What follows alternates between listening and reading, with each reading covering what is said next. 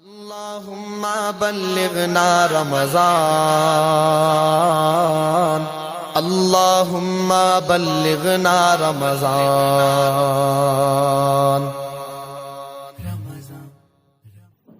نحمده ونصلي على رسوله الكريم اما بعد۔ الحمدللہ مکہ مسجد، بازار اسٹریٹ، نیل سندرا، بنگلور شہر کا ایک مشہور و مقبول، خوبصورت اور شاندار مسجد ہے۔ ویسے تو ہر مسجد کے ماتحتی میں کچھ خدمات انجام دی جاتی ہیں، اللہ تعالی ہر ایک کو قبول فرمائیں، لیکن ہماری مسجد کی ایک خصوصیت یہ ہے کہ جہاں اس مسجد کے ماتحتی میں بہت سارے دینی، تعلیمی اور رفاہی خدمات انجام دی جا رہی ہیں، وہیں ایک اہم خیر کا ایسا کام بھی ہو رہا ہے کہ جس سے بہت سارے برادران وطن مذہب اسلام کو ایک رواداری، ہمدردی، محبت و الفت اور انسانیت کی بہترین تعلیم دینے والا مذہب سمجھنے پر مجبور ہو رہے ہیں۔ وہ خیر کا کام کیا ہے؟ ملک کے مقبول، متحرک، مفکر اور مخلص اکابرین کے معتمد عالم دین، جن کی کافی خاموش اور دلوں کو متاثر کرنے والی خدمات ہمارے اس ملک میں جاری ہیں، یعنی حضرت مولانا خالد بیگ صاحب ندوی ٹمکوری دامت برکاتہم، اللہ تعالی حضرت کی عمر میں، صحت میں، خدمات میں، اخلاص میں خوب اللہ تعالیٰ برکت عطا فرمائیں۔ الحمدللہ حضرت ہی کی مخلص تحریک پر ہماری اس مسجد میں تقریباً 5 مہینے سے ایک خوبصورت لنگر چل رہا ہے۔ مسلم، غیر مسلم، مرد، عورت، مسافر، مقیم، غریب، مالدار، سب ایک ہی دسترخوان پر بیٹھ کر روزانہ تقریباً 200 افراد دوپہر کا پیٹ بھر کر کھانا کھاتے ہیں۔ اسی لنگر کا نام رسول اکرم صلی اللہ علیہ وسلم کی طرف نسبت کرتے ہوئے مدنی دسترخوان ہے،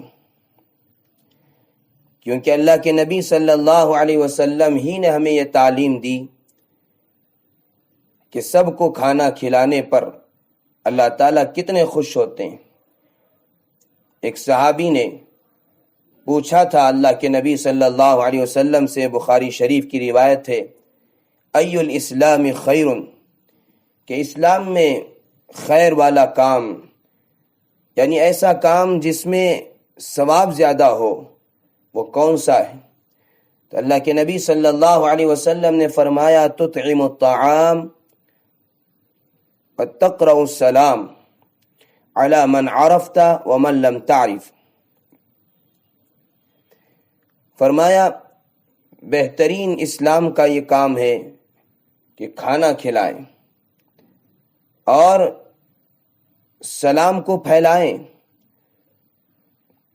جسے سلام کر رہے ہیں اس کو جانتے ہو یا نہ جانتے ہو، ہر ایک کو سلام کریں۔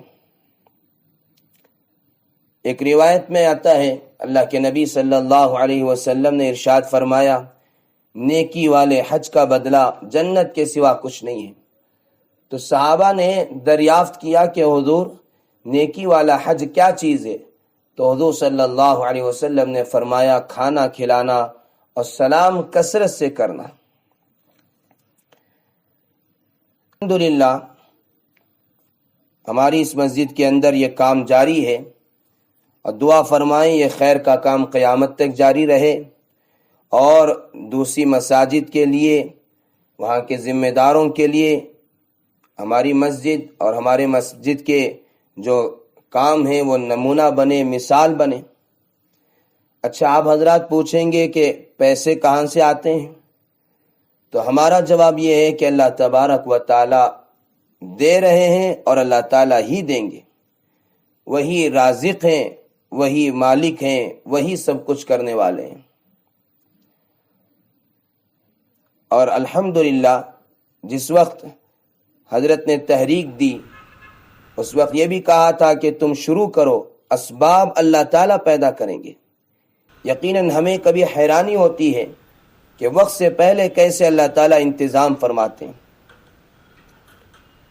اور الحمدللہ اس مدنی دسترخوان کے ذریعے اور بھی بہت ساری خدمات انجام دی جا رہی ہیں، اور آئندہ بھی بلند عزائم ہیں، بس اللہ تعالیٰ ہی آسان فرمائے، قبول فرمائے۔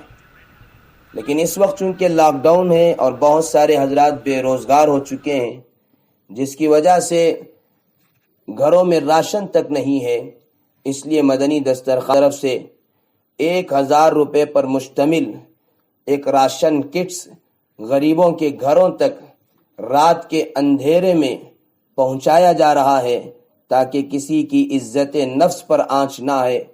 اور الحمدللہ اب تک تقریباً 150 کے قریب کٹس پہنچائے جا چکے ہیں، اور مزید ہزاروں کٹس کی ضرورت ہے۔ اس وقت میں ترغیب کے لیے 2 حدیثیں آپ کے سامنے رکھتا ہوں، اور ایک عجیب و غریب واقعہ آپ کے سامنے رکھتا ہوں، اور امید کرتا ہوں کہ یقیناً ان حدیثوں کو سننے کے بعد اور واقعے کو سننے کے بعد آپ ضرور اس سلسلے میں آگے بڑھیں گے۔ ایک حدیث میں اللہ کے نبی صلی اللہ علیہ وسلم نے ارشاد فرمایا، جو شخص میری امت میں سے کسی شخص کی حاجت یعنی ضرورت کو پوری کرے، جیسے یہاں راشن کٹس پہنچا کر ان کے کھانے کا مسئلہ حل کیا جا رہا ہے، تو فرمایا جو کسی کی حاجت کو پوری کرے تاکہ اس کو خوشی ہو، تو اس نے مجھ کو خوش کیا، اور جس نے مجھے خوش کیا اس نے اللہ جل شانہ کو خوش کیا، اور جو اللہ کو خوش کرتا ہے وہ اس کو جنت میں داخل فرما دیتا ہے۔ دوسری حدیث میں ہے کہ جو شخص کسی مومن سے دنیا کی کسی مصیبت کو دور کرتا ہے، اللہ تبارک و تعالی اس سے قیامت کے دن کی مصیبت کو دور کرتا ہے۔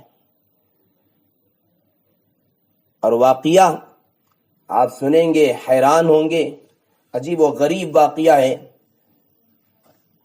اور کتاب کا حوالہ میں آپ کے سامنے رکھ رہا ہوں۔ خطبات فاروقی کتاب ہے، اس کے صفحہ نمبر 19 پر یہ واقعہ موجود ہے کہ سلیمان ابن ربی رحمۃ اللہ علیہ ایک بہت بڑے تاجر اور اللہ کے ولی تھے۔ 150 آدمیوں کو لے کر حج کرنے کی نیت سے اپنی بستی سے نکلے۔ ایک دن کی مسافت پر بغداد آ گیا۔ قافلے نے کہا کہ سامان حج کا ہمیں خریدنا ہے، سواریاں، کپڑے وغیرہ، تو بغداد سے ہم خرید لیں۔ خرچ کتنا ہے؟ 6000 درہم کا خرچ تھا، سارے حج کا 4 مہینے کا۔ سلیمان ابن ربی سب سے بڑے تھے، سردار تھے۔ قافلے کے لوگوں سے کہا کہ میں ایک دوست سے مل کر آتا ہوں۔ لوگ اپنی اپنی ضروریات کے لیے شہر میں چلے گئے۔ سلیمان ابن ربی رحمۃ اللہ علیہ ایک دوست کے پاس جا رہے تھے۔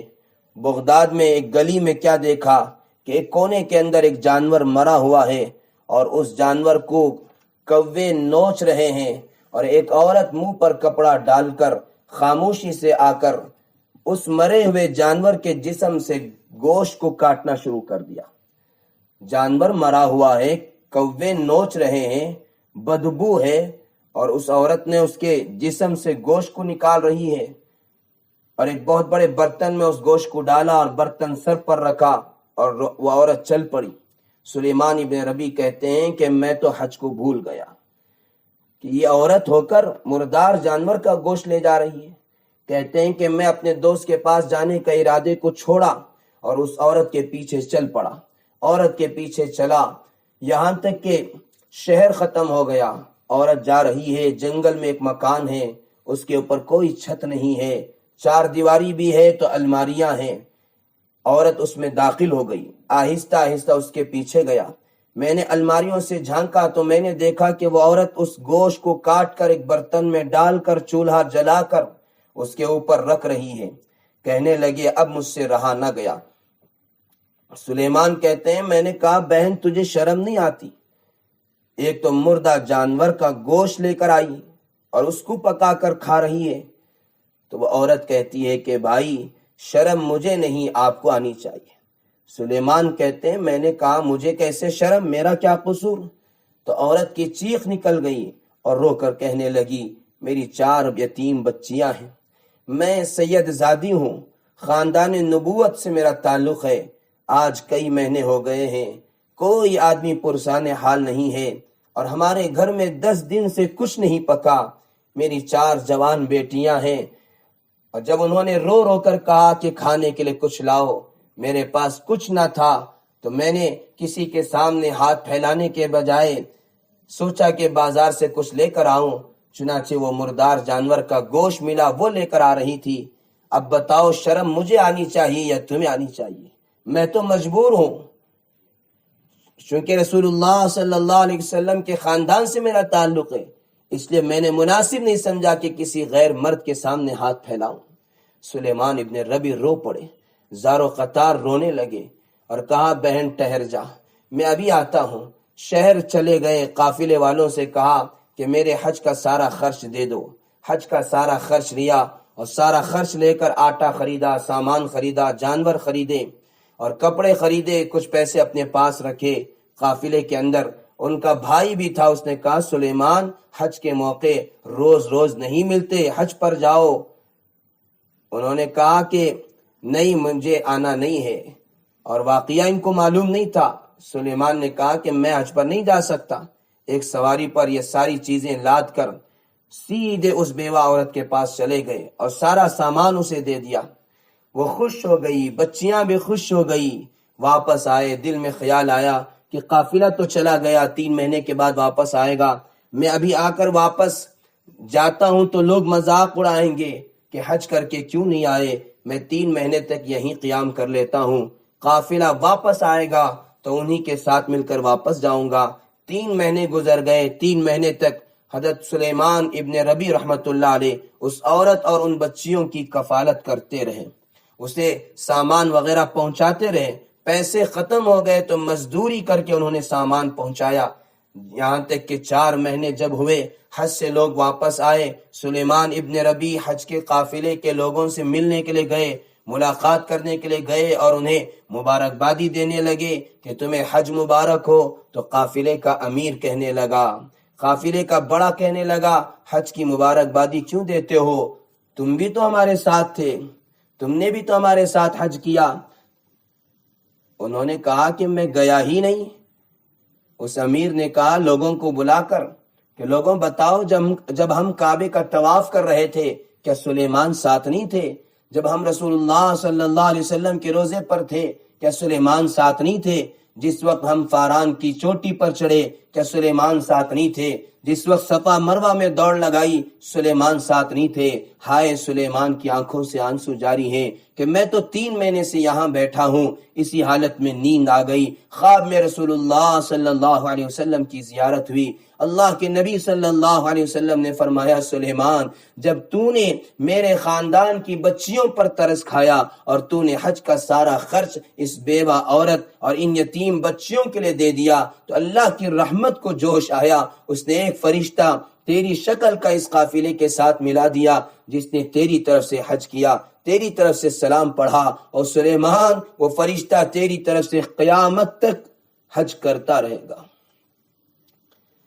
تو میرے بھائیوں اور میری بہنوں، میں آپ تمام حضرات سے اس واقعے کے ذریعے سے یہی گزارش کرنا چاہتا ہوں کہ نہ جانے اس وقت کتنے ایسے گھرانے ہیں جہاں یتیم، بیوہ، غریب، لاچار لوگ ہیں جن کے یہاں کھانے کا سامان نہیں ہے، اور جس کی وجہ سے وہ نہ سحری نہ افطاری پیٹ بھر کر رہے ہیں۔ اب عید کا بھی مسئلہ ہے، اس لیے آپ حضرات اپنے تعاون کو جاری رکھیں۔ اسکرین پر الحمدللہ تفصیلات موجود ہیں، زکوٰۃ کے ذریعے سے بھی تعاون کر سکتے ہیں، مرحومین کے لیے ایصال ثواب کی نیت سے بھی تعاون کر سکتے ہیں، اور ساتھ ہی ساتھ دعا بھی فرمائیں کہ اللہ تبارک و تعالی ہم سب کو عافیت نصیب فرمائے اور اس مہلک بیماری سے جلد نجات عطا فرمائے، اور مدنی دسترخوان کے خدام کو اخلاص کے ساتھ خدمات انجام دیتے رہنے کی توفیق عطا فرمائے۔ انشاءاللہ تعالی رمضان کے بعد بھی ہماری خدمات جاری رہیں گی۔ نوجوانوں سے میں گزارش کرتا ہوں کہ آپ بھی اس مدنی دسترخوان کے ممبر بن کر خدمت کرنے کی کوشش کریں۔ اللہ تعالیٰ سب کو توفیق عطا فرمائے۔ وآخر دعوانا الحمدللہ